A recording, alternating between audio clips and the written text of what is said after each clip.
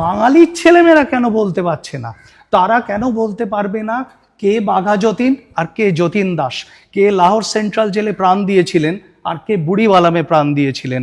তারা কেন বলতে পারে না যে কোনটে বেড়ালের ছানা আর কোনটে দুধের ছানা? দুটোই ছিন্ন কথাটা থেকে এসছে, একটা মায়ের নাড়ি ছিন্ন করে, একটা দুধকে ছিন্ন করে। তারা কেন বলতে পারছে না কে রাখাল দাস আর কে গুরুদাস? আপনি বলবেন সিলেবাসে নেই, বেশ কথা, সিলেবাসে নেই, আলাদা বই লেখা হোক, আলাদা করে মা বাবা পড়াক, তাদের নিয়ে সিনেমা তৈরি হোক, যাতে তারা জানতে পারে। আমি শুধু এরম দুটো সিনেমা দেখেছি, একটা শিবদাস ভাদুড়ি আর গোলন্দাজ, আর একটা হীরালাল সেনকে নিয়ে হীরালাল। এর বাইরে সারা ভারতবর্ষ জানলো প্রথম ক্যামেরা চালিয়ে সিনেমা বানিয়েছিলেন দাদা সাহেব ফালকে। আপনারও ছেলে মেয়ে তাই জানবে। কেন আমরা বাঙালিদের নাম একদম করছি না? আমরা কেন বলতে পারছি না প্রথম কলেরার ওষুধ আবিষ্কার করলেন শম্ভুনাথ দে, জীবাণুটা? কেন বলতে পারছি না উপেন্দ্রনাথ ব্রহ্মচারী, তিনি আবিষ্কার করলেন কালাজ্বরের ওষুধ?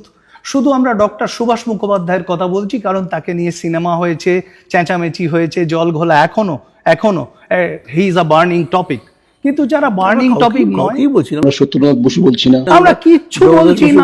আমরা সত্যেন্দ্রনাথ বোসের বাড়ি কোথায় জিজ্ঞেস করলে একটা বাঙালির ছেলে বলতে পারে। তার চেয়ে ওয়ার্স, আরো খারাপ কি জানেন?